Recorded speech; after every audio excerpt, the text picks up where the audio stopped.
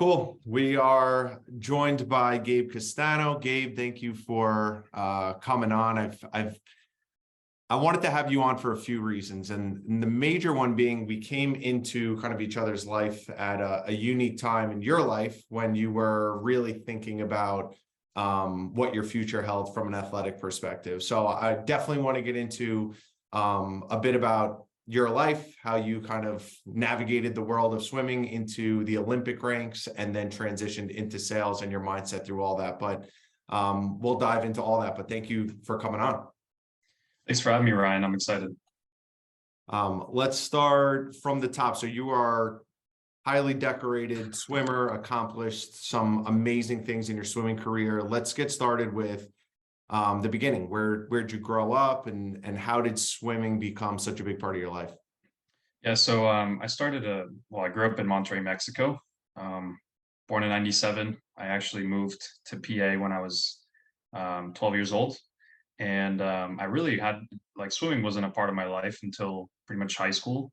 I knew how to swim mainly because of triathlons. I was actually big into triathlons when I was younger in Mexico, and it was growing in popularity. So I thought, I saw it as a big opportunity. And my mom was also a swimmer back in her college days. Not too competitive, but she definitely wanted us to learn how to swim and to for safety reasons more than anything.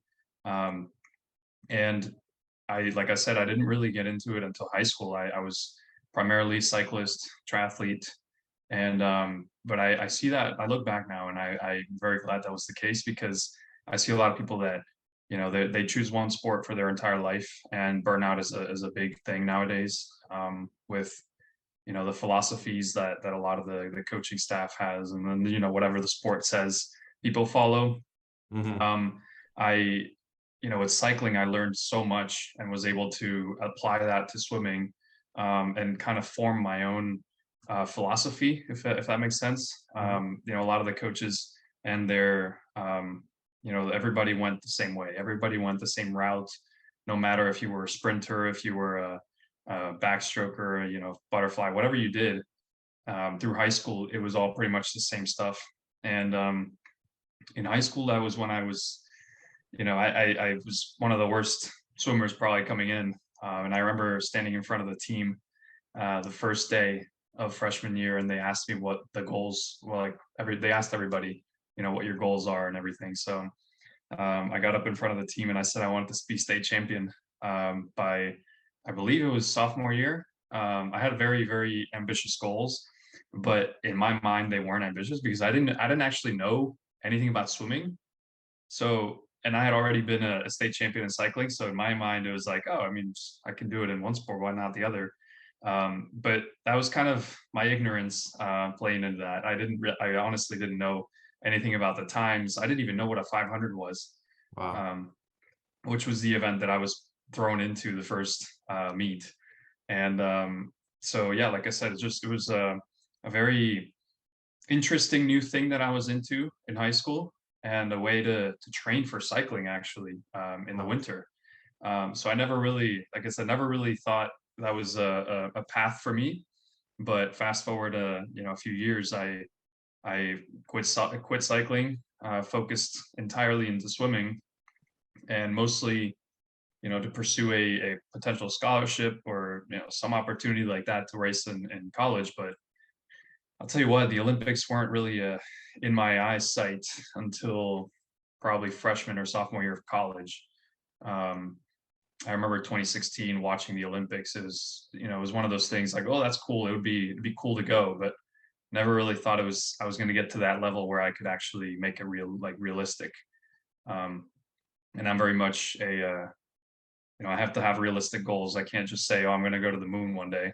So it's it was one of those things I really was hopeful that I could do that someday, that I could participate in the Olympics, but never saw it as a realistic thing until college. And a big part of that was my coaching staff and my the people around me that were able to push me to the next level and all that. So Yeah, that's crazy that one, you got into it so late, and then two, to be so naive and to just to be a freshman and not be that good and be like, I'm going to be state champ, your teammates are probably looking at you like, who the hell is this guy? Who does he think he is? Yeah, exactly. What was the goal like with cycling?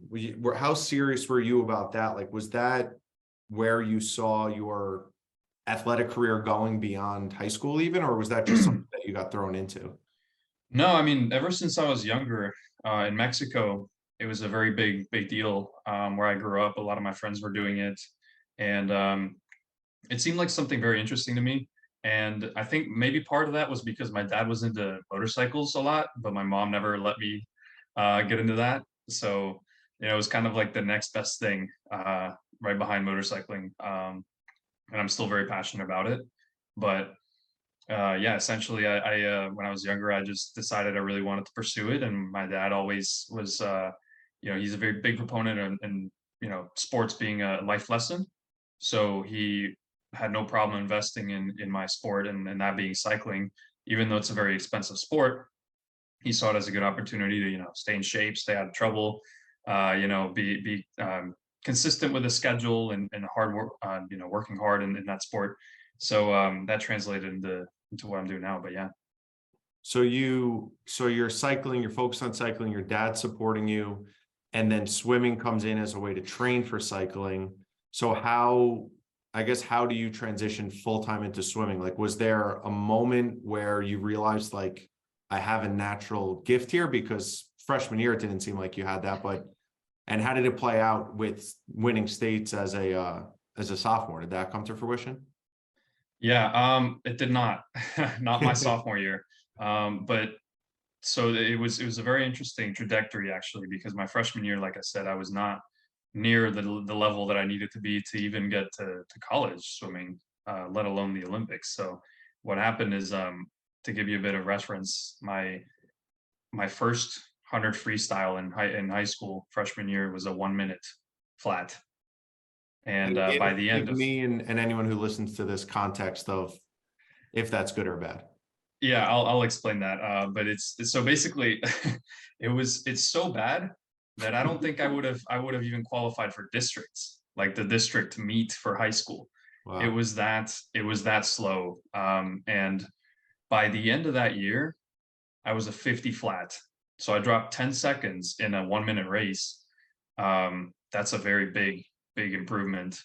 Um, and yeah, so I just I kept hammering that. My coaches were helping me with my technique because that was the biggest thing for me. I had the power. I was bigger, stronger. I lifted some for cycling, so I was able to bring some of that and translate it into swimming. But the technique was nowhere near where it needed to be.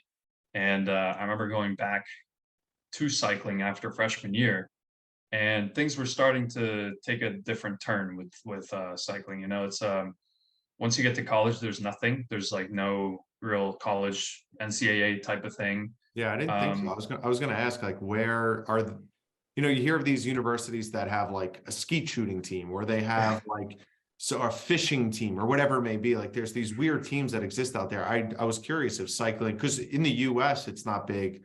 I've recently traveled to Europe and I just saw just people on the streets and I'm like, oh, this is a thing here. You can tell it's yeah, a thing. yeah, But that's interesting that you're pursuing something and like this isn't going to help me in college. yeah. There was definitely a dead end, and I know that there's a few teams in the U.S. that have like official club teams, Yeah. and they pour a lot of money into it. They have sponsorships, so in a way, yes, they are kind of a team, but not really. There is no league, and it's very difficult to train for something that isn't really there. So you're training for a national meet, but the other issue with cycling is that it's once you're past the junior level, once you're above 18 years old, there's nothing. I mean, it's literally just pro. So you go from 18, like 17, 18 category, you jump right to pro. At least that's in velodrome where I did a lot of track cycling. So the velodrome, no brakes, no gears, Nice. and it was very fun. But yeah, like I said, there's in road and mountain, there's actually under 23 categories. So once you're 19, you're in the under 23, and you race those guys. And then after that, it's pro. But in the one that I was in, it was just not something that I was very.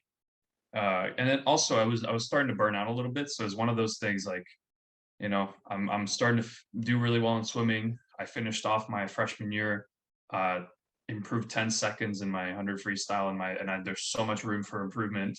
I think that there's a really big possibility there. And that was when I decided to leave cycling. But I remember my dad was very confused. He was very supportive because he knew that there was some potential there. But I mean, I was leaving. Just to give you some context, my bikes, I had four. I had a mountain bike, a road bike, track bike, and a cyclocross bike. So those are four different disciplines that are pretty popular up north.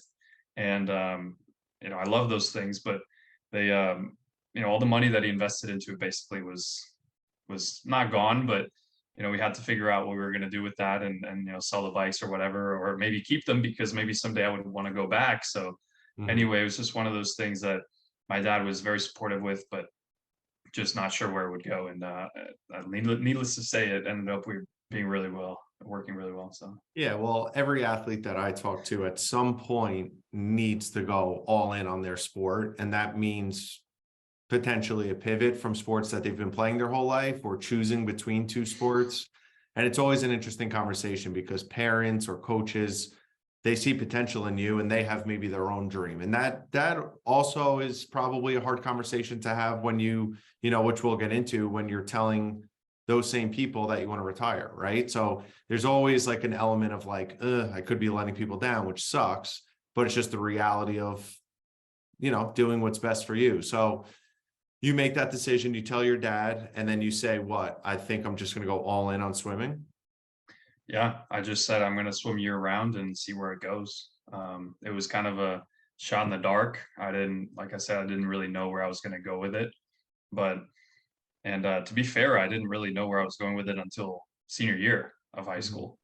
So it was a big progression. It was a really fun one because I was just improving like crazy. I mean, my freshman year, probably was somewhere in the 24 mids for my 150 freestyle, and by the end of my senior year I was almost a 19. So just dropped incredible amounts of time.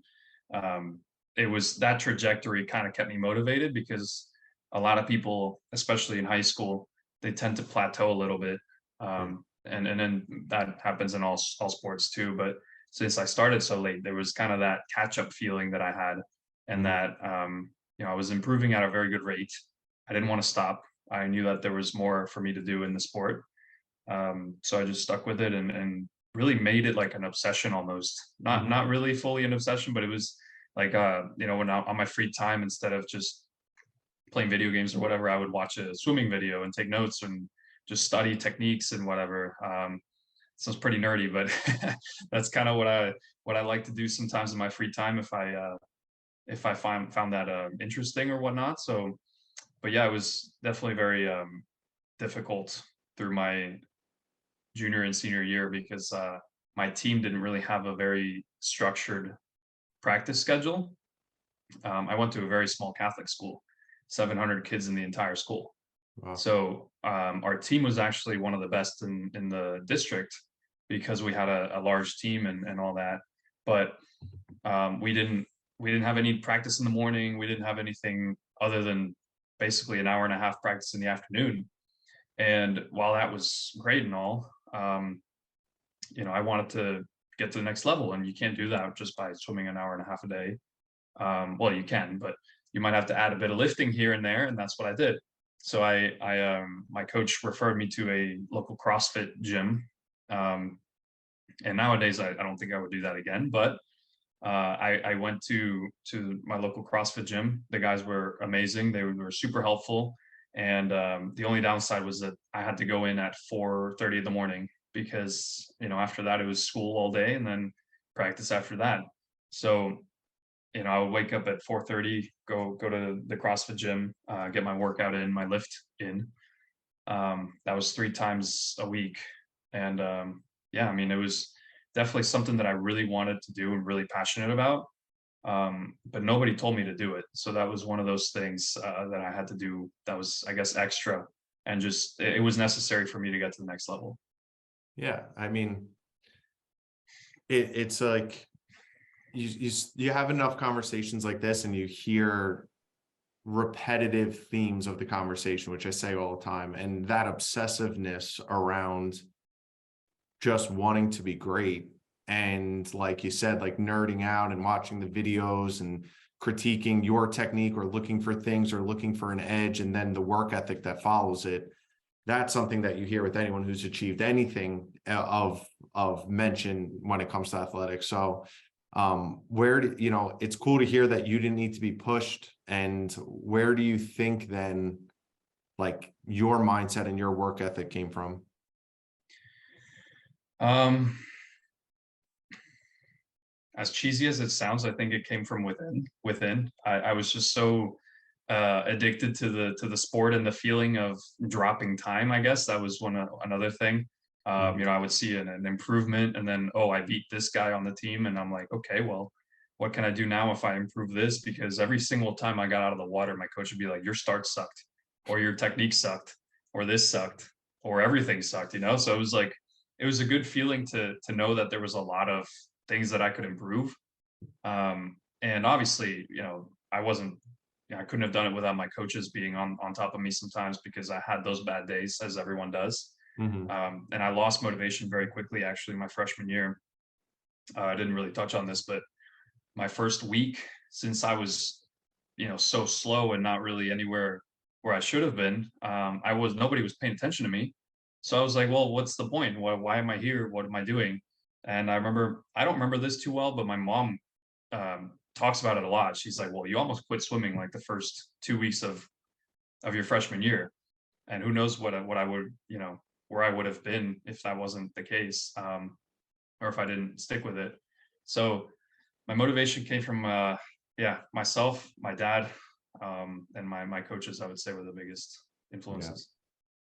And when you're waking up at 4:30 and you're going to CrossFit, which by the way, is CrossFit conducive to producing Olympic swimmers? Is that like, are people doing that, or is that you looking back, are you like, that was the worst thing I could have been doing? It wasn't the worst because I learned a lot, and the guys there are amazing. Still really good friends with them. But the techniques and the movements and all that, most of the exercises actually are not ideal just because they're sped up. Like the goal is to do exercises at a faster pace, and you know, for example, do a really popular one was like the 21, 15, and 9. So you would do like 21, let's say 21 squats and with whatever weight, and then you would do 21 toes to bar, whatever. And the goal is to get this the fastest time. So you're rushing through these things, and you maybe not you're not using the best technique, and it sets you up for injuries. And here, and with swimming, it's so common to be injured with, you know, whatever, shoulders and overuse injuries, Mhm. that it's definitely not a good idea for, at least long term, to for a swimmer to do. But yeah, I found that in high school it taught me a lot, and it gave me the strength that I needed to, like the physical strength that I needed to, because um to be honest, it wasn't really gonna I wasn't gonna, you know, hire a one-on-one coach for that. So it was a good environment for me, and I, like I said, I met a lot of people, so it was still a good experience. Yeah, I mean, I think there's a time and place to just get stronger, and maybe high Yeah. school is a good time to do that, just putting on just like general strength. I know in baseball, for example, though, there's specific workouts that are better than others, and there's some that are actually damaging, right? Like Yeah. it's you over index, especially as a pitcher, and like flexibility and lower body strength and like posterior strength, like for your back and the back of your shoulder and all those little kind of ancillary muscles to make sure that everything stays where it's supposed to be. Um, I'm sure as you climbed like the ranks and like in Penn State, were there more specific workouts that you were doing that were more applicable to producing the results you wanted within swimming specifically? Oh yeah. Yeah. And our lifting coach actually, um he worked with the baseball team a lot, Mm, and he used some of the stuff that the baseball team was using. And he also coached lacrosse too. But anyway, he was very good at specifying certain things for swimming. And actually they would divide us into sprint group, into mid distance group, into a distance group. which is what I think should be more emphasized Yeah, when it makes sense. in high school too, even though a lot of coaches would disagree that, you got to like just do everything in high school. Yeah, But in college, yeah, our coach was really good at separating those things and making sure, the sprinters, they need explosiveness, they need power, they need strength. Mid distance needs a little bit more flexibility, but they still need power, whatever. And distance, a lot less strength. So, it just kind of depended on that. And I found that a lot of the exercises like power cleans were really useful because it worked on explosiveness and strength. So I got really good at those. I managed to max out at like 260, 265, which from the ground, which is really, I was very proud of to get to that kind of weight. And it was a goal of mine. But yeah, I mean, that the box jumps too was like a really good one because, on the start, in a sprint yeah, race that's 20 seconds, you want to have the fastest start, you want to have the fastest reaction time. yeah. And those really were applicable in that. Yeah, I hear the swimmers that I speak with a lot. It like so much of it, and I'm not going to pretend to like be a swimming expert, but so much of it is that first 15 meters, right? Like getting off the block and getting started. And if you think about it, if you compare swimming to running, like this, the way a sprinter is going to train should be very different than the way a long distance runner trains. I mean, if you just look at their bodies, they're different universes of people. Oh yeah. So training differently makes a ton of sense, but you get what you get in high school for the most part. If you're lucky enough to get like a coach that knows what he's talking about, that's great. If you have an outside coach, that's even better. But like more often than not, high school is like these people mostly don't know what they're talking about. Yeah, they're not. I mean, in my opinion, I think there's a lot of work to be done in high school teams and all that. I mean, part of that is the athletic departments too. Like my school, it's pretty limited the resources that they have. My brother actually was the head coach, or I guess the assistant, but he was the main coach last year, and he just graduated from high school. So he's 19, and he's Wow. the only one that, because I mean the like I said, the resources aren't there. I mean, they're paying them almost nothing. Yeah. Um, and a lot of the kids that want to get to the next level, they just can't because they don't have the right equipment or the right coaching staff to do so. So I was very lucky to have those things while I was there. Yeah.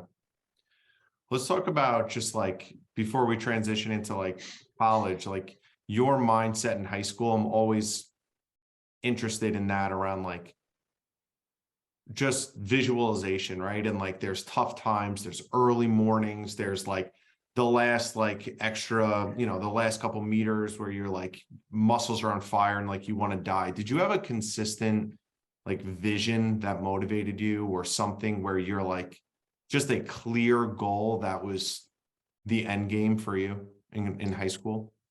Yeah, the end goal for me was winning states in the 100 freestyle because like I said, I didn't achieve it my sophomore year. I did achieve it my junior year, but in the 50 freestyle.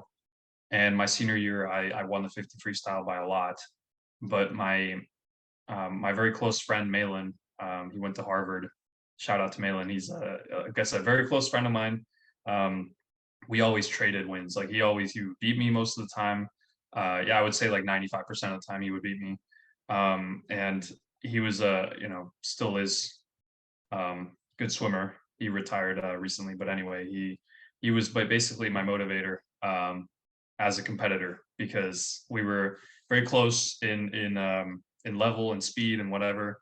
So every year he would beat me by a significant margin, and my goal at the end of the year, at the end of my high school career, was just to win that 100 freestyle, and I did so. But it was, I mean, like I said, it just took countless hours of 4:30 in the morning getting up, and it's like -2 degrees or whatever. So it's Yeah. definitely not the most fun feeling.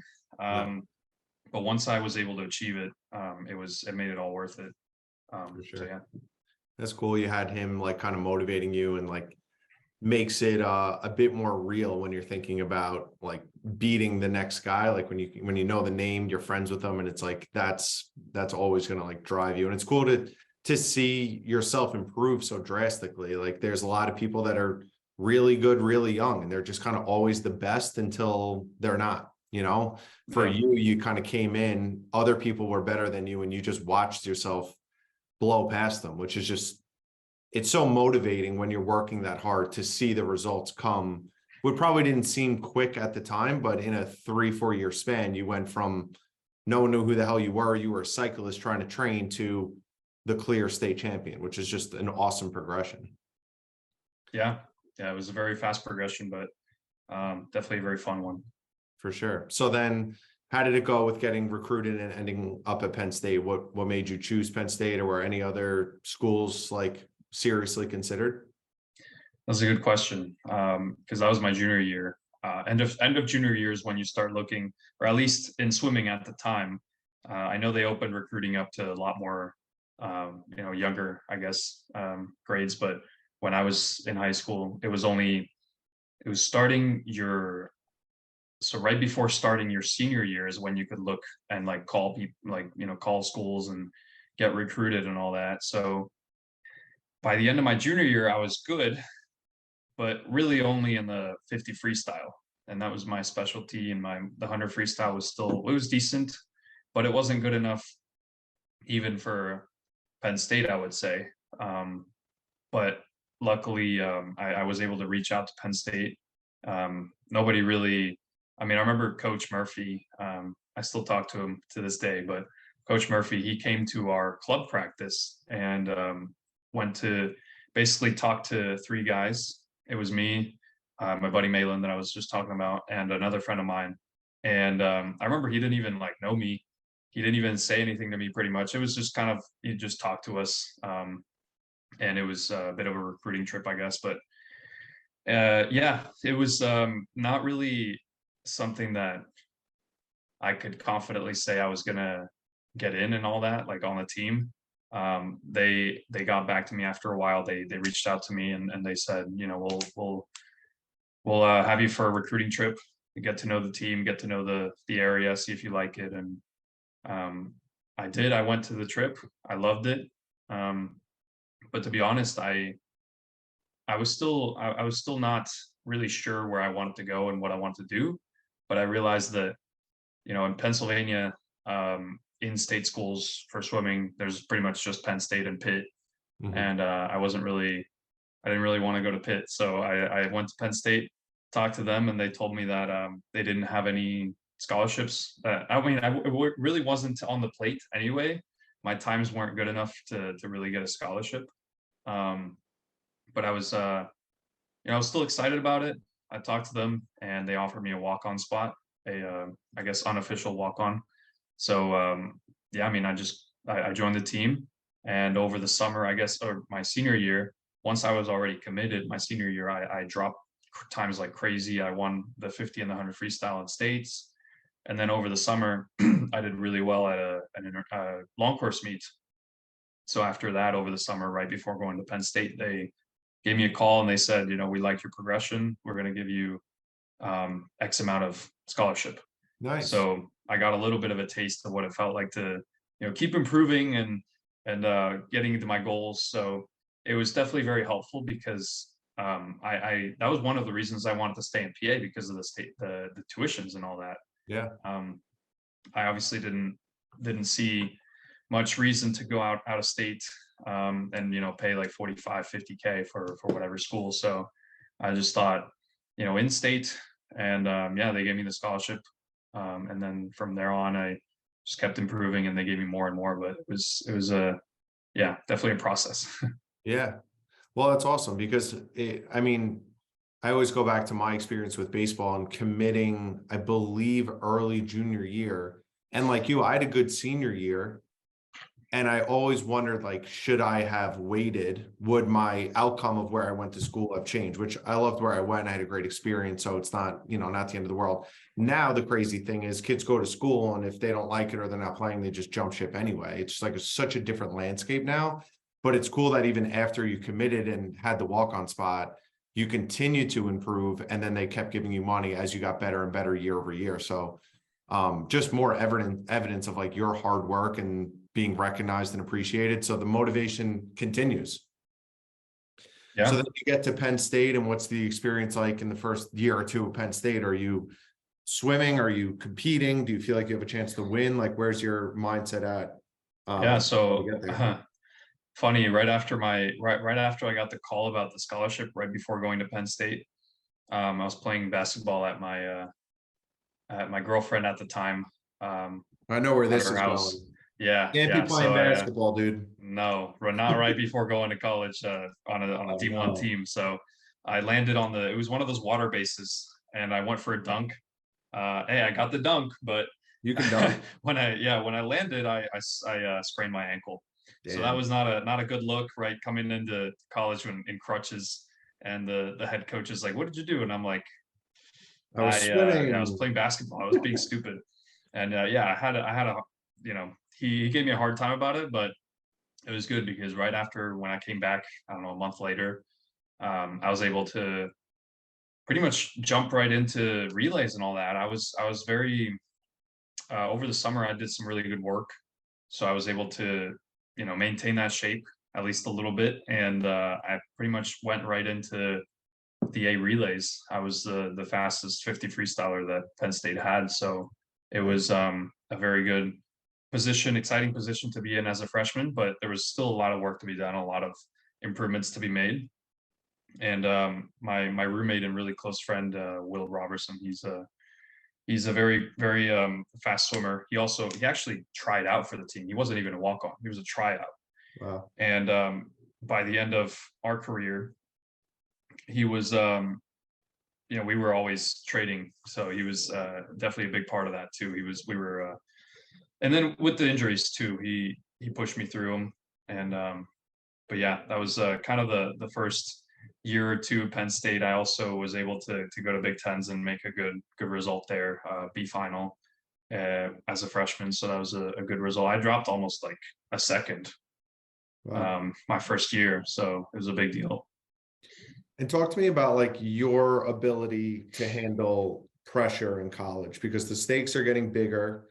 You have more expectation, you're on scholarship now, bigger meets, or at least in theory they are. So, even in your world today as a sales rep, like there's pressure, right? And there's these highs and these lows, but did you have a good way that you found to just deal with like the pressure before a meet and like what was the hardest part and how did you kind of navigate that?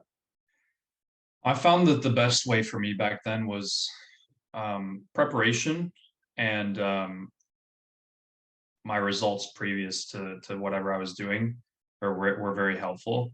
So not, I mean, it kind of you almost want to be like overconfident, um, reasonably so. But Yeah. back my sophomore year, junior year, I felt like I was unstoppable, even though I wasn't even close to being the best in the Big Ten or the country. I felt like every dual meet that I was going into, I was very confident. I was like, he's a little bit faster, but I can beat him. Why not?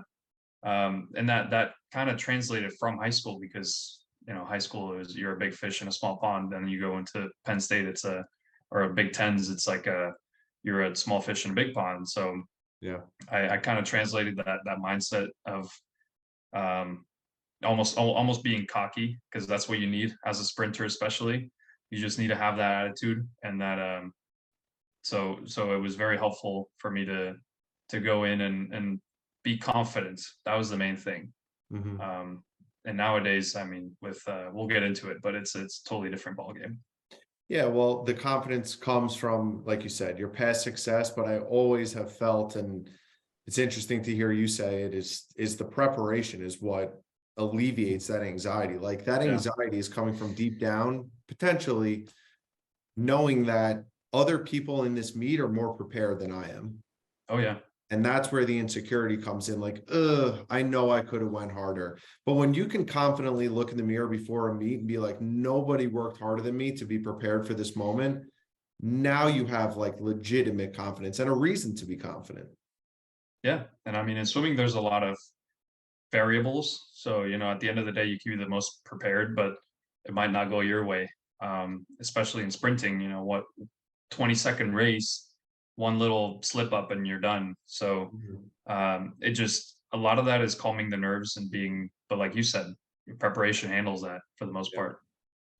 So when did the Olympics become real for you? Because I mean, we let the cat's out the bag. You made it to the Olympic team for Mexico for 2020 in Tokyo. So how did that become something that was real and something that was like a legitimate goal that you had a potential of accomplishing?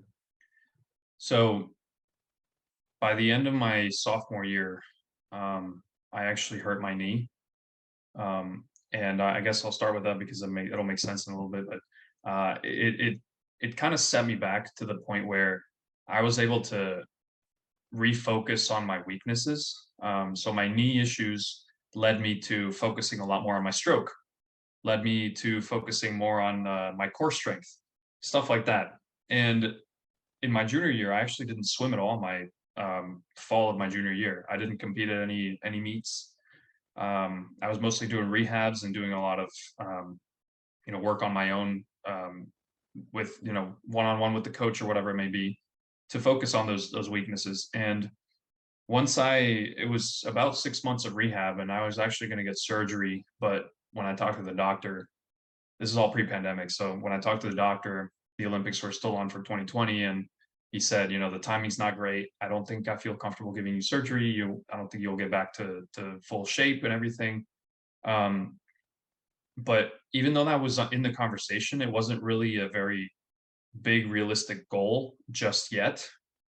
I mean, it was, but not to the extent that it would have become later. And but I guess also my sophomore year, I forgot to mention one thing. My sophomore year, I went to Mexico after NCAAs, and I was able to qualify for the Pan American Games with a 22.20, and that was just over 2/10 or just under 2/10 from the Olympic qualifying time. Wow. And that was a big deal. Is that when the light bulb went off? Like, shit, I Yeah. can qualify for the Olympics. Yeah, that was when the light bulb went off. But with my injury, because I was injured at that moment when I went that 22:20. And then over the summer when I went to Pan American Games, I remember racing, Nathan Adrian, Bruno Fratus, Michael Chadwick, some of the biggest names in the US team. I went up against those guys, and my knee, I remember, was like a balloon. Wow. The doctor was gonna, take the whatever fluid was in there out to make it a little less painful while I was swimming. And then, like I said, it just translated into 6 months of rehab and all this. And when I came back from that rehab, I knew I was stronger. I knew I'd put in a lot of work to get better and to improve the little weaknesses that I was talking about. But I came back. It was January, 2020, almost 3 years ago over now. I went to the first meet in Bloomsburg. I remember I just swam like crap, and it was not a great feeling, after putting in 7 months of work or whatever, and then not improving, not really seeing the results that you want to. And then fast forward 2 weeks to a Villanova meet, or I guess our meet against Villanova. I actually was able to break the world, or not the, what am I saying? Not the world record, the pool record at Penn State, which had stood for like 4 years at the time. Shane Ryan had it. He's an Irish Olympic swimmer, still going, by the way. But he had the record, and I remember the first relay that I did, I went on an 18:9, which is a big time swim for somebody that's not in championship meet mode. I was just in dual meet mode. I had a Speedo on and really wasn't expecting to do anything like that. And then when it came down, what's that? What happened? How did that just popped out of nowhere? Yeah, it literally did. Yeah, I mean, I have no explanation for it because 2 weeks prior, I was really bad, or I had bad results comparatively, because to kind of give you an idea, I was a 20.4, about a 20.4 at that Bloomsburg meet. And then, like I said, fast forward 2 weeks, I was a 19.5. So I dropped almost an entire second, and it really didn't make sense because I wasn't wearing a speed suit. I wasn't, I didn't let, taper or whatever to prepare for that. So it was one of those things that unexpected, but a very great surprise. So I right after that swim, I remember getting out and I'm like, this Olympic time isn't just realistic. It's going to be, I can make it to the semifinal. I can even make, do some really, really big things at the Olympics, not just qualify. And then 2 weeks later, the pandemic hit. So yeah, it set me back a lot. And then I guess I'll touch into that a little bit, but that really just rewinded the clock again, and it really affected that confidence that we were just talking about. Yeah. It hit it hard just because I Yeah. had to start from zero. So what did the pandemic do? Like talk to me about the pandemic being a disruption. Like how did that throw things off? Yeah, so I was my knee wasn't operated on. Like I said, I wasn't able to do it just because of the timing, and the Olympics were supposedly going to be 2020. Um, so what happened is I actually, through the rehab and everything, I found that my pain got better, but it was never going to be fully fixed, right? My knee was always going to have those problems. And what happened is I basically, over the pandemic while I was home, I really focused on that. I really focused on trying to get my knee back to 100%, trying to do my best to get those little details down, and cupping and whatever it may be. And the day that I got back in the pool, summer of 2020, I remember the YMCA was the only place that opened. We didn't even have a camp, like our campus pool didn't even open. But so I went to the YMCA, and immediately I noticed that my pain was still there. So it was a very demoralizing feeling Yeah. that all the work that I'd done over the past year was gone, or not gone, but it didn't really improve the situation. So I got back to the doctor, and I was like, the clock's ticking. The Olympics are next year. I think it's a good idea to just do it. Just get it over with, because it's not going to improve anything. Or I mean, I can do all the rehab in the world, and I'm just going to end up where I am right now, just back to square one. So he agreed. We did a surgery right in the middle of the pandemic. I remember it was pretty stressful, with rehabs and all that. Wearing a whatever, everything, following all the protocols and all the testing things to go in and rehab. And Yeah. I missed a lot of rehabs just because my roommate got positive with COVID, or the trainers wouldn't allow me to go in that day because somebody else got close contacted, whatever it may be. Yeah. Just so many That it other was obstacles. Yeah, exactly. So there was a lot of variables going on, and that affected that process. Wow. So you get through it, and then ultimately, how does the Olympic dream become true? So I'll try to keep it a little briefer because I mean, this could be a 2 hour Well, it's your uh life. No big deal. part. Yeah, yeah, no. So I mean, just making sure that you don't have anything else, but basically, my fall of 2020, like I said, just a lot of BS going on with the whole COVID situation, as far as lockdowns, and I had to um, isolate for a while because my roommate, for example, got COVID in November. I remember my birthday, I was locked down. I was in my room. I couldn't really leave, and all that time, and that was right after I had to. I just got off crutches, I'm pretty sure, right around that time. So I was still dealing with a lot of pain. I was still dealing with a lot of rehab stuff, and my trainer just sent me like these sheets of rehabs to do for the next 2 weeks, and I'm like, I'm supposed to do these by myself. By myself. It's very, very difficult to do everything by myself, Yeah. because I didn't have the necessary tools. I didn't have the equipment to be able to do that at a you know or the oversight and all that. So um, when I got past that phase of all that pain and all the rehab going on, I was able to refocus, um, back into swimming. But just as that happened, January of 2021, 2 years ago, exactly, actually, I got COVID myself. So lockdown, back to square one, lockdown for 2 weeks. And not just that, actually, the Big Ten was very particular about testing people for myocarditis. Oh yeah, I Um, remember they were like leading the charge and outspoken about all that stuff because there was maybe a football player, something happened. I remember the mhm. Big Ten and something political with the Big Ten. I don't remember the details.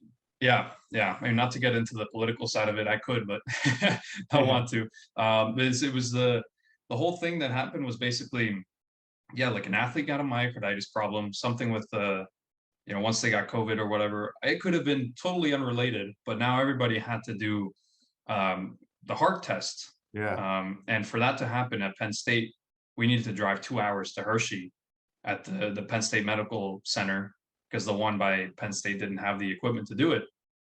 So it was a very sophisticated MRI scan that they had to do, and it was like $20,000 per person. So everybody that got COVID had to go and schedule one of those things, and it could take up to 3 weeks. But luckily, when I got it, I had a week to go to Big Tens. So imagine that I had COVID, and then I had to do the whole testing for myocarditis and go to Big Tens in less than 2 weeks. So, You're and not by that training point, with all that stuff going on the way exactly. you would like. So your preparation is off, which, as we talked about, throws off your confidence. And now, like, here you are trying to compete in Big Tens, which is no easy Exactly. feat in itself. It threw away my entire preparation, and then not just that, it kind of made me discard it completely. I was like, well, why am I even going? There's no point to this. I'm not prepared. Yeah. I literally have like 5 days of training. So I came back. I remember I did it on like a Monday, and I got back to campus, and then I had Tuesday, Wednesday, Thursday, Friday to swim, and then Saturday, I guess. And then Sunday, everybody got in the pool, and then Monday we were off to Big Tens. Wow. So just one of those things that just didn't make a whole lot of sense. But I mean, obviously, I wanted to be a part of the team and contribute and everything. So we went to Big Tens. I wasn't in the best shape. I didn't perform to the level that I know I could have. But it was kind of a good preparation for the summer, because I knew it was going to be a long one.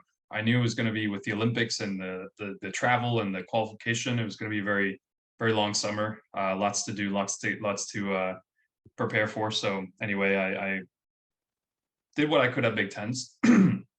Wasn't great, but actually we qualified in the relay to go to NCAAs. So it was, back to campus, another month of training, which was good. It was good preparation, but it wasn't what I needed for the summer. And to put aside what I needed, the team needed me in the relay. Mm-hmm. So I was willing to put myself forward in that sense to take the guys, and 2 of them have never been to NCAAs. So it was a great opportunity for them to get to know that side of things and to prepare for the future, I guess, in their NCAA dreams, whatever it may be. So, so I right after NCAAs, I got back, and my eyes were set on the Olympics. That was it. I immediately got back into training, but it was, instead of short course training, it was long course training, which is the Olympic pool. And the goal, like I said at the time, so 2019, when I went the 22:20 that I was talking about for Pan American Games, I hadn't improved that time since then. So that was step number 1, is break my record, my Mexican national record. And I had a meet planned in early May in Florida. And we traveled down there, and I was 1/100th of a second away from my record. I was a 22:21. So I was like, okay, I mean, and I wasn't really prepared to break it at that point. I had one of the fast suits, but I didn't have the taper necessary to break that record, and I didn't even shave. We shave, by the way. That really matters, huh? Yeah, exactly. So, and then psychologically, it does a lot more than physically, I would say. So, but it's a great result. And it kind of gave me a positive outlook on the qualification period, because after that, I went to Europe for 2 weeks to compete. I went to Barcelona for a training camp of 5 days, and I went to Monaco for 2 days for a race there, and then I went to southern France for another race, and then I went to Barcelona for the last race. So it was kind of like a tour, like a 3-race tour, 3-stop tour, and my eyes were set on Monaco. That was my goal. I was like, I'm going to break the record there. I'm going to just go home. I'm going to ignore the rest of the meet and just go home and train and celebrate a little bit, and then prepare for the Olympics. And I remember telling that to my coach, and he's like, yeah, great. Sounds great. I look forward to seeing you back from that meet. And that was it. My preparation for Monaco was great. I felt ready to go. I felt everything was great, but the travel really messed everything up. And with COVID, I mean, it just amplified it by a factor of 200. Mhm. I remember flying, or no, I remember driving to Newark because it was about an hour and a half from my house in Pennsylvania. Driving to Newark so I can fly to Zurich and then fly to Barcelona for the training camp. And I got there and I had one of the antigen tests or whatever, and they sent me back because I wasn't a PCR test. So not just that, I had to reschedule my flight Oh, that I paid for because Mexico wasn't paying for it. So everything was just messed up. Everything, and as an athlete, you try to focus on the things you can control, right? You try to focus on your preparation, your shape, everything that's going that you put into it. And most of the time, I mean, I would say it's the federation, the country, the whatever team's job to figure out all the logistics, all yeah, the BS. yeah. Allow you But to focus on unfortunately, swimming. exactly. But unfortunately, we didn't have that in Mexico, and we still don't. There's a lot of problems with that, and that's part of the reason I retired. But anyway, I paid for the flight, figured all the details out, um, and had to essentially drive 6 hours just for a flight. Hour and a half one way back because I didn't have the test. Then over there again, and they finally let me through. But I needed a special permission because Zurich and Barcelona were close to tourists. Um, and so what happened is with all the stress going on and with all the um, everything else, all the controllables that I didn't, see going my way, it just added to it. It added to a lot of distractions. I wasn't prepared mentally, and I remember going to the training camp. I felt pretty good, but my mental capacity wasn't there to where I wanted to be. So I went to Monaco. I swam pretty well, but I wasn't nearly. Yeah, I wasn't where I should have been to qualify for the Olympics. I needed to drop almost 2/10 to get there, and it was a bit demoralizing because with everything going on and all the travel restrictions, all the stuff with the Mexico going on, it just added to the stress, added to the distractions, and yeah, it hindered my preparation to some extent. Um, and then when I got back from Europe, I swam in Monaco. I skipped the one in France because I really wanted. Okay, so it was like, I didn't get it in Monaco. I'm going to go for it in Barcelona in a few days, and that was the goal. And I unfortunately in Barcelona I wasn't able to do it either. So I flew back.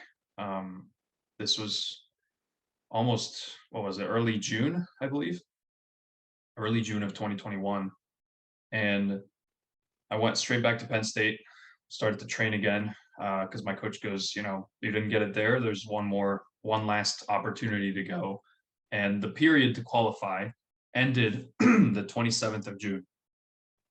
So I had basically 2 weeks to train, but not hard because I didn't want to beat myself down either. I just had to essentially keep my shape and just go 2 weeks later in California. So I flew And out to that's and what California. you're trying to do here, Gabe, is beat your record, which you set, which was the best 100 meters in Mexico history. 50. Yeah, 50. Best 50-meter in Mexico history. So this isn't qualifying for the Olympics. This is just you beating your best before doing the qualifying swim. Well, yes. That was the first step, yes. But eventually I wanted to do it because I basically couldn't qualify for the Olympics until I broke my record.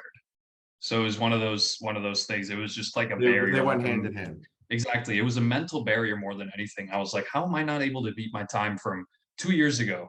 Yeah. And after all the rehab, after everything that, my knee's better and all this stuff going on, I was finally like, if I don't get this time here, it's over. My dream's over. And I went to California for that last How's chance that for meet. pressure? Yeah. And then I literally had 3 days to qualify. That was it. I flew in on on Wednesday, I think, and Friday I swam the 100 freestyle, but I only swam the first 50 of it. They let you do that. It's kind of weird, but if you swim the first 50, touch the wall, they'll count your time. And that first 100 freestyle, it was in the morning too. I broke my record, and that was like, What, oh they shit. just multiply it by 2? No. So so they stop the timer at the 50, and then you swim the rest of the 100 easy. But they take that split. They take that split and they count it. So I swam it like as if it were a 50. Touch the Isn't wall. that an advantage because you jumped into the water? Well, no, because I mean you jump in the water in the 50 also. Oh, my bad. I'm thinking Yeah. you were qualifying for the 100. This is always the 50. Got it. Yeah. So this is it just qualified, or it was able to count as an official time. Got That it. I broke my record by 2/100ths of a second, which is nothing, but I was able to do it, and that mental barrier was gone by that Hell moment. yeah. Nice. I saw it, and I was like, okay, 22:18. It's a step. And luckily, that was the 100 freestyle, so I was able to leverage that into the next day. I didn't have to swim in the afternoon on Friday, so I was able to focus on that. And luckily, or maybe not so luckily, the 50 freestyle at this meet particularly had a prelims, a semifinal, and a final, which is kind of like the Olympics do it. Well, it is how the Olympics do it, but it's only in a day, and the Olympics does it in 2 days. So it was prelims in the morning, and then semis in the afternoon, and then an hour later was finals. So your body's just tired after semifinals. And I guess I'll rewind a little bit. I'm at prelims. I swam a 22:20, which was my previous record, very consistent with the day before. And I was swimming against Vladimir Morozov, one of the top swimmers in the, I would say in the late, like 2018, 2017. He was one of the best swimmers in the world. Wow. He wasn't in his best shape at the time, but I remember just seeing him right next to me, and I'm like, this is one of the best swimmers in the world. Like, Hell yeah. I don't know what to think of it. I've swam against really fast people, but he was one of those guys that was just kind of intimidating. The guy's huge. And he's a very, very fast, powerful swimmer. So I was just like, I don't know, I'm just gonna ignore him and swim my own race. And that was my goal. So in semifinals, I had the fastest time in the prelims. So I was able to go into the semifinals as the fastest guy. And I thought, he went easy in the prelims. So I was ready to just eat his wave in the in the semifinal. Luckily, I'm not sure what happened. I think, like I said, I don't think he was in the best shape, but I touched that wall, and I was a 22:12. Wow. Now this is this is like what, 4 p.m. Let's just say 4 p.m. And I'd already taken a bunch of caffeine. I was like all loaded up to ready, and I was like, I'm just gonna get the time in semis. Why wait for finals? If I can just get it in semis, I don't care if I win or not in the finals. As long as I get the time, that's my goal. And if you get the time, are you on the Olympic team in this Yeah. event? Yeah. So the way it works for Mexico, just to preface a little bit, so few swimmers achieve the A cut. So there's a B cut and an A cut. The A cut automatically qualifies you, and that's given by the World Swimming Federation. So they decide based on the last Olympics. So from Rio 2016, 14th place is the time that you need to hit to qualify automatically for the next Olympics. Got it. And so for Tokyo, for Paris, sorry, in 2 years, it's the same thing, or 1 year. Wow, that's crazy. It's the same deal. Whoever got 14th place in Tokyo, that's the time that you need to hit for the next Olympics. So I wanted to get the automatic time because the beat time was like, you might go, but chances are pretty low. So I had a beat cut forever. I had a beat cut since, I don't know, 2019, early 2019. And nobody in Mexico had an A cut, even at that last meet. Nobody at all. And there was like 40 of us, and like 20 of us were really close. So it was a big team effort. Somebody's got to do it, at least to break the barrier, the mental barrier that everybody had.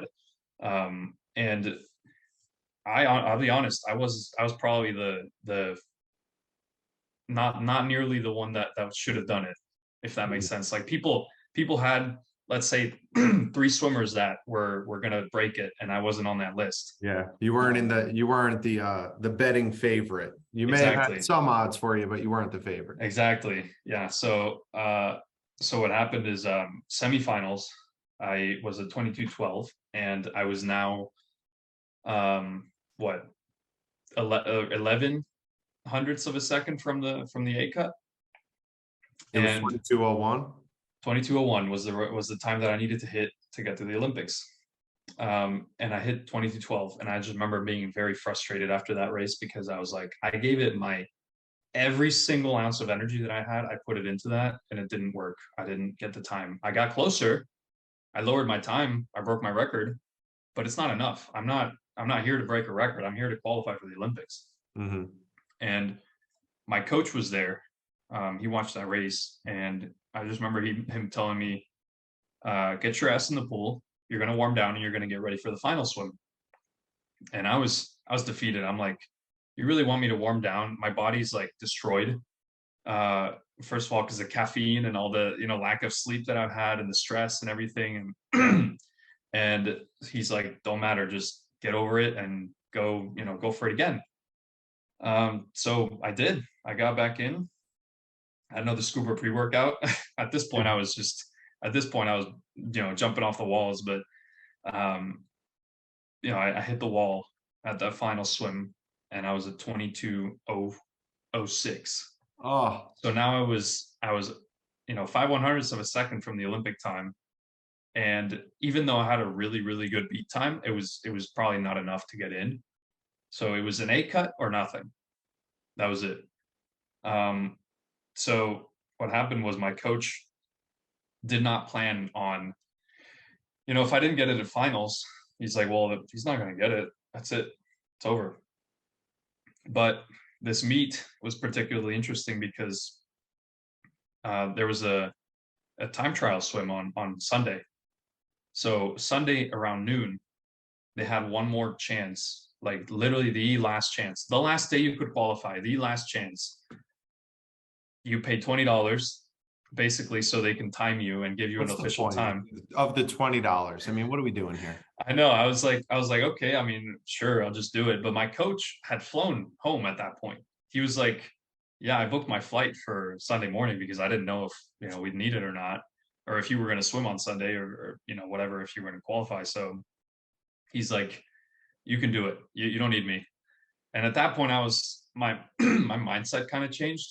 Um, that night, I had so much caffeine from the prior races that I was just kind of like, there's no way I'm going to sleep fine. This is it. Like, it's over. There's really not a whole lot I can do about it. And sure enough, I slept until like 1 a.m. because I was just not, my body was so stressed. It was all hopped up on caffeine. It was beat up. It was tired, whatever else. Um, and I was honestly, I just gave up. I was like, whatever. But another part of me was like, and I remember my dad sat me down and he's like, whatever happens tomorrow does not matter. Like, I know it was a big goal of yours to get to the Olympics, but if you don't make it, it's not the end of the world. Like, it's fine. You move on with life. You can go for the next Olympics, I guess. That was one of the things he said.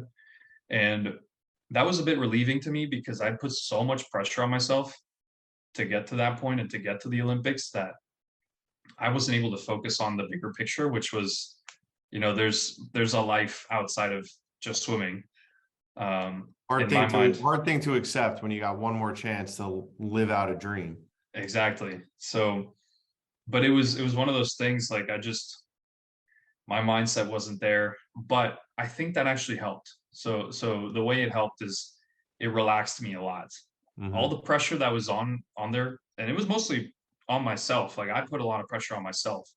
I wouldn't say a lot of people had a lot of expectations for me in swimming, really. So everything was coming from my own mind, pushing me to get to that level. But I was able to let go of some of that night, and I woke up and I was like, screw it, whatever happens, happens. And that mentality was what made me relax. It made me focus on the controllables more so. And I remember I said a prayer, got up on the blocks, another scoop of pre-workout, of course. Um, and I touched the wall and I hit at 22:01, which was the exact time that I Wow. needed. Dude, So what a feeling. What is that yeah, like? it was, I can't explain it. It's actually up on YouTube, the video of me hitting the time, and you could see me just like, I couldn't, like, I was in a bit of shock. My arms were up and I was like, did I really do it? Everybody ran Wow. up to me and started hugging me and everything. I was the only one to do it, for Mexico. But So everyone in the pool, everyone at the pool knows what just happened. yeah, everybody's cheering very loudly, Fuck especially yeah. my teammates. Everybody's super pumped about it. And it was a great feeling. I remember my dad didn't really realize it. He was taking the video, and I can send you the link after. But basically, my dad took the video of it and didn't realize what happened until he like saw me put my arms up, and they looked at the scoreboard, and he's like, "Oh shit!" And then he just screams at the top of his lungs. So headphone users beware. But it's a Wow. yeah, it was a great feeling. And I remember I texted my coach after, he was on the plane. He had Wi-Fi connection because he was like, you know, maybe I'll get some news, maybe not. So I texted him. The official came up to me with the paper, the piece of paper that officially showed the time, and he signed it. And he's like, this is official, approved, everything. I sent him the picture, and he sends me a selfie of him crying on the plane, Wow. because it was like, it was something that he'd never had somebody that like go to the Olympics or even that level. So it was obviously I was very proud, to be that guy for him, to get, Yeah, to be man. able to get to that level. And I couldn't have done it without him, but it was a very great feeling to know that, so many people had my back and so many people were supporting me. But it was very surreal. Afterwards I was like, I just needed some time to myself, and I went out to the side of the pool, in the back, and I remember I wasn't crying, but I was like, what is happening? Like what is going on? In a good way. So yeah, I mean, from there I called everybody, like all my family, and they were super excited about it. Um, but it was very short lived. I'll be honest. Like the success and the glory, I guess, from that was very short lived, and as it should be, because I got work to do. I got to go to the Olympics now, so it was definitely a great feeling. But as soon as I got home, they threw me a surprise party, so that was fun. Nice. But I 2 days later, I was back at Penn State training, and they called me from Mexico, and they're like, we'll put you on a flight next week. And I'm like, no, I need more time to prepare. Like literally the week after I qualified, they wanted me to go to Tokyo. Um, Yeah, so because it was what was that time difference between when you qualified and when you would need to go to Tokyo? Like when was the Olympics compared to that? I don't remember. um so because of the extreme like time change, 12 hours, I'm pretty sure 13 hours from Eastern time. So yeah, they were like, because of that timing, we want you to go like 2 weeks before pretty much. And that's what a lot of athletes were doing at the time. But I was more of the opinion that, my coach wasn't going with me because Mexico wouldn't allow him. That was a whole other controversial topic, but they wouldn't allow my coach to go. So I wanted to maximize my time with my coach to prepare for the Olympics. And I decided to stay at Penn State for a little longer. And then I flew down to Mexico, and unfortunately had to deal with more COVID stuff. Like, just a bunch of testing and and he actually flew down with me to Mexico. My coach did, but then he couldn't go to Tokyo. So just that preparation was very helpful. But yeah, they wanted me to, for some reason, to go down 2 weeks before my race, which was just kind of unnecessary. And I'm glad I didn't do that, Yeah. because I got to Tokyo and there was literally nothing to do. I mean, you couldn't leave the village. As soon as you got there, you were on lockdown and you were getting Yeah. tested every day. Yeah. So for me, it was one of those things. I wanted to experience Tokyo. I love the Japanese culture. I love the food especially. So I was like, I can't wait to get to know the city a little bit. And it was unfortunately that wasn't in the plans. Hopefully maybe one day in the future it will be, but Yeah. I got there and there was literally nothing to do. You Yeah. just sat there in the village, maybe socialized with a few other athletes, but it was like a yeah, it was just like a quarantine zone essentially. Yeah. That's Yeah, not great.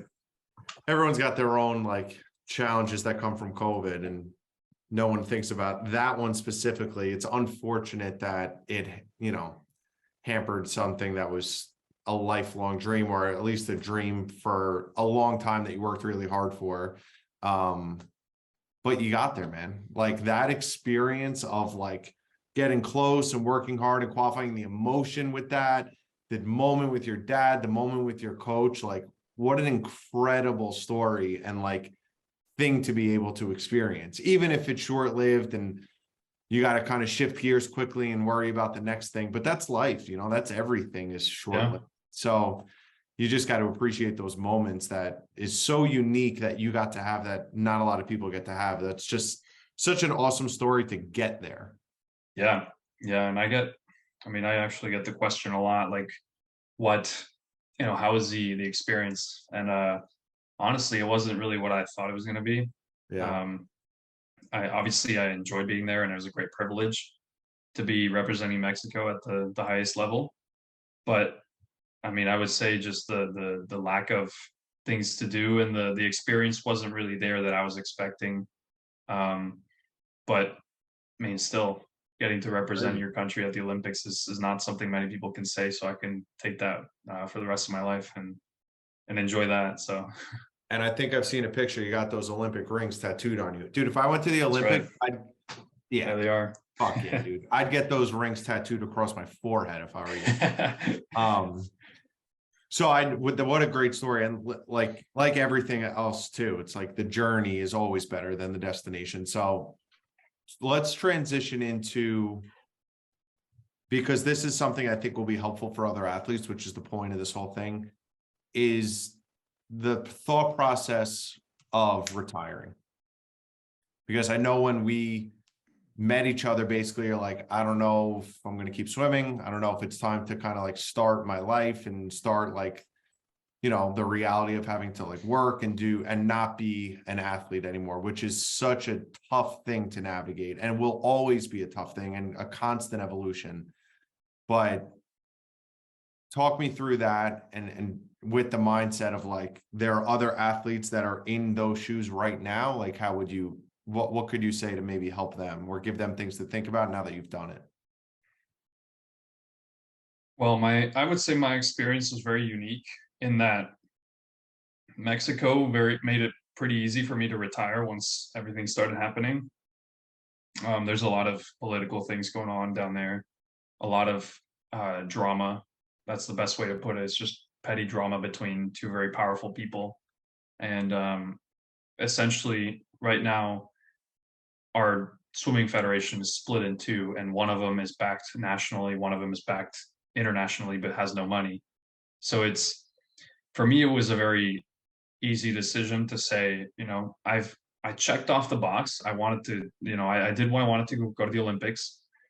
And everything else going on right now is really not worth my time, not really worth the investment, because obviously if you're trying to pursue a goal like that of going to the next Olympics and making a big deal of it, it's not something you just take lightly. So I looked 5 years down the road, and what helped me is I basically put myself in the best possible position, athletic, like swimming wise. I was like, what is the best case scenario if I keep going with swimming?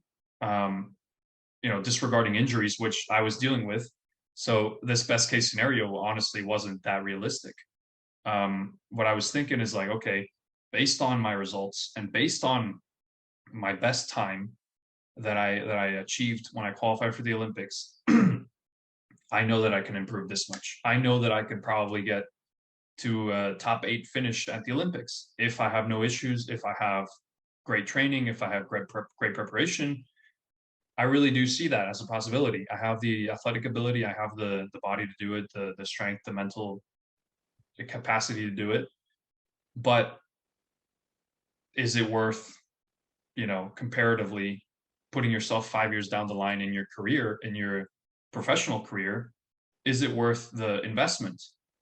And that's where I decided, that best case scenario with swimming wasn't going to outperform the best case scenario with my professional career. So, and that's where you guys came along. I was able to look into it, and I realized that there was a big growth opportunity, and I wanted to move on with my life and be more independent, and not, with everything going on with Mexico, not ask my dad for money to travel. Yeah. So it's very dependent on everybody's situation, on the individual's situation. But for me specifically, it was something that I thought very, very thoroughly, and decided that this was the best move. We have the benefit, at least, of you did check the box, so to speak, right? Yeah. Like, you have that goal that you achieved, and I think you thought about it. And I remember talking to you as you were navigating that thought process around, or decision-making process around, what is 5 years look like, and how much better can this get? And what are you sacrificing along the way to achieve that? And is finishing 8th at the Olympics worth starting your career 5 years from now? For some people, maybe. But what is the cost for that? What is the continued sacrifice for that? What are you putting your body through? What are you putting on hold? So it's definitely different for every athlete. And some may, I'm curious, do you think it would have been different if you didn't make it to the Olympics? Yeah, it would have been very different. Yeah, because I didn't check that box. I mean, a lot of my buddies on the swim team, one of those guys that I mentioned, the top 3 that could have qualified. 2 of those guys are still swimming today. Actually, 3 of them, all 3 of them are still swimming, because they weren't able to achieve the dream that they wanted to get to, and they still, they have some unfinished business.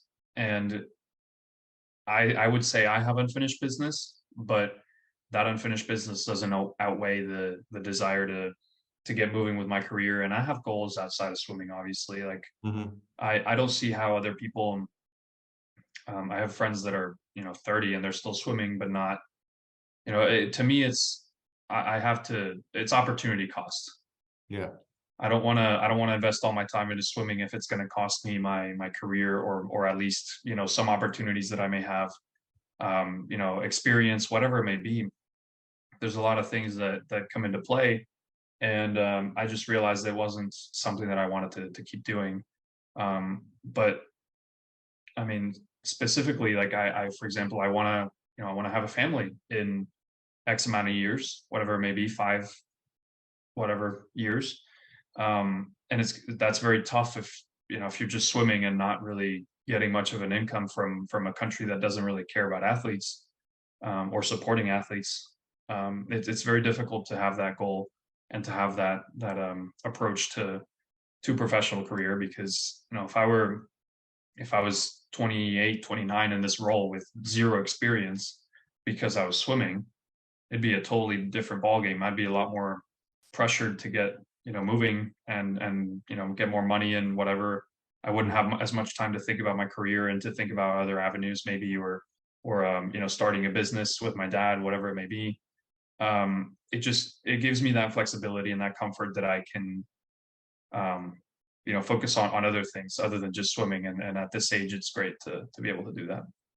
Yeah, and I think it's a sign of maturity, because coming to the realization and accepting the reality that there are things to consider, like having a family. Like, you wake up and you're not an 18-year-old kid just trying to make it to the Olympics anymore. Now you're thinking about, like, I want to have a wife, I want to have a kid, I want to do these things in my career. And it's, for a lot of people, the first time where those things are actual considerations that need to be weighed heavily in the decision-making process. So it's just, it all kind of comes quick, for most, and some, I see some struggle with it more than others, because it's hard to really view things through that lens all the time. So do you, I guess before we talk about finding sales and how that's been going, do you miss swimming? And if so, what do you miss about it? And do you also, have you struggled with, you know, we talk a lot about like identity and like people looking at you as like the swimmer for the last 8, 9, 10 years, whatever it's been, without that kind of attached to your name? Has that been a struggle? Yeah, I mean, I would say that was definitely a bit of a struggle at first, and still is. I like on my LinkedIn, I have to, I put like whatever job I'm doing, the data analytics sales representative, but I also have Olympic swimmer on there because I find it obviously very attractive just for somebody to see that and maybe be intrigued by it. Yeah. But it's something that I've been trying to not distance myself, but almost a little bit, yeah, distance myself from it because I don't want it to be my only personality trait. Like I have other things that I want to do in life. I have other goals, like I said. Um, and I don't really want to be known for just being an Olympic swimmer. Now, I'm very proud of it, Yeah. obviously. I flaunt it whenever I can still, but it's not, yeah, I mean, I'm moving on with my career. I'm doing other things. I'm trying to become somebody that isn't just successful in swimming. Yeah. And to this day, I mean, I swam recently. Yeah, now that I'm not super, I don't have to follow a certain schedule. I go to the gym every day, but I don't really swim anymore. I swam recently, and like I said, it was just not the feeling that I thought I would have. And I'm kind of glad I'm kind of glad that I made the decision that I did because I honestly didn't enjoy it. it wasn't it wasn't oh, I miss this feeling. Unfortunately, I wish it was different, but Yep. yeah, I mean, I got in the water and I was like, oh, this kind of sucks. Part of that was also I lifted right before it, so I could have been pretty stiff and just sore. But overall, yeah, I mean, it was just time to turn the page, and I did so. So Yeah, there's a bit of relief too. And I think even if you're distancing yourself from being an athlete, like I have a few bullet points here that I'll review as we transition into like getting into sales to finish up. But if you're not a swimmer, it's like, what are the traits that you can take from swimming that are transferable to life? Like things that you talked about around early on, like getting obsessed and being super dedicated, seeing yourself improve and having that motivate you, your drive coming from within, preparation being confidence, focusing on your weaknesses when you got hurt, which I thought was like a great lesson as you think about a new skill that you're developing with sales and navigating business. Like, where is the red in your skill set, and even within an individual deal, dealing with setbacks like you did with your injury, controlling what you can control, the success being short-lived and focusing on like the next objective at hand. Like all of these things are so transferable, right? And lessons that I don't even think the athletes that we work with are even cognizant of or conscious of and can articulate that. So what have you found to be transferable, and what has put you in a position that you feel to be successful with sales, and why are you doing sales, which is, a lot of what we focus on helping our athletes on? yeah. Well, I think the one thing that it definitely is translating right now is the just embrace the hard times. There's gonna be hard times. There's gonna be a lot of grinding, and sometimes it might not pay off. But that's the one thing is just right now I'm having a hard time just adjusting to everything still.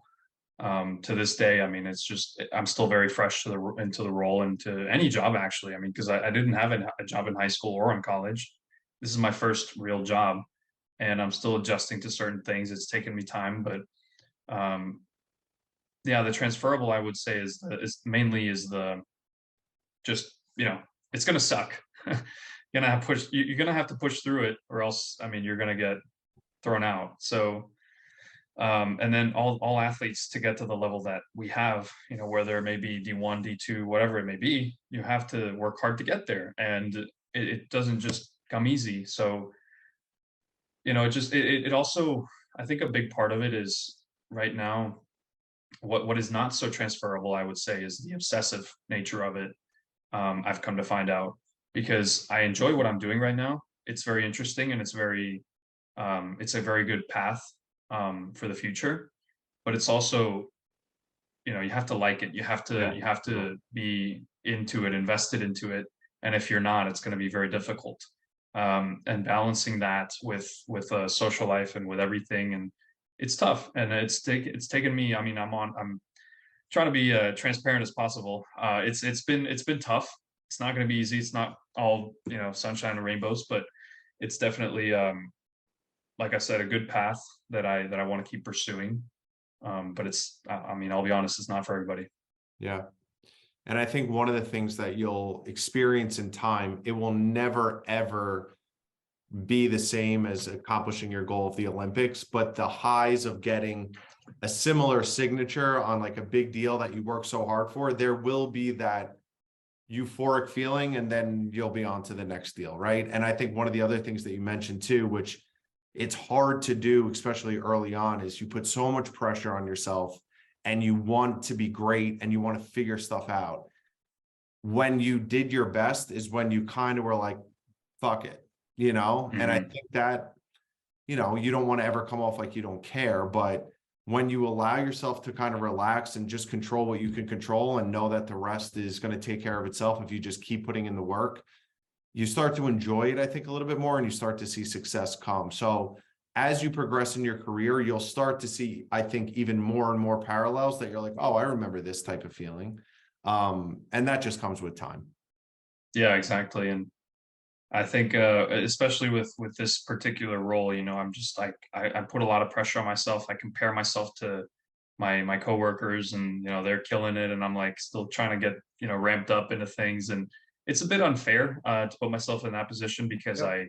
like I said, I can't do that right now. They've been in the role for however many months, and I've only been in it for 2 months. Um, it's just, it's tough for me to turn that off, because I'm so competitive and I always want to be matching or better than the next person. So Yeah. it just comes with time, like you said. But it's what's made you great in the past, and it's what will make you great, whether it's in this role or anything in the future. So it's definitely something to be aware of and to manage, but that that restlessness, I think, is what a common trait amongst super successful people. So I think with that, let's wrap it up. I think what an incredible story. I appreciate you sharing it. I appreciate your transparency, and I hope and I believe that it will, even if it's just snippets of what we talked about, sharing that with other athletes that have gone through somewhat of a similar path as you will be helpful. So I appreciate you coming on. Thank you, man. Absolutely, Ryan. I really enjoyed this talk. Absolutely. All right. I'll be sure to get this posted, but if anyone wants to reach out to you directly, that's an athlete kind of transitioning into the next phase of life. Could they reach out to you on LinkedIn or Instagram or something like that? Absolutely. LinkedIn. I think is it Gabriel? I think it's Gabriel Castano. And then on my Instagram, it's gabe.castano. And I'm pretty active on both. So either one works. I'm open to any questions, anything, any advice, stuff like that. So yeah. Cool. All right, Gabe, I'll let you run. I appreciate the time, and we'll definitely keep in touch. And yeah, thank you again. Awesome. Thanks again, Ryan. Take care.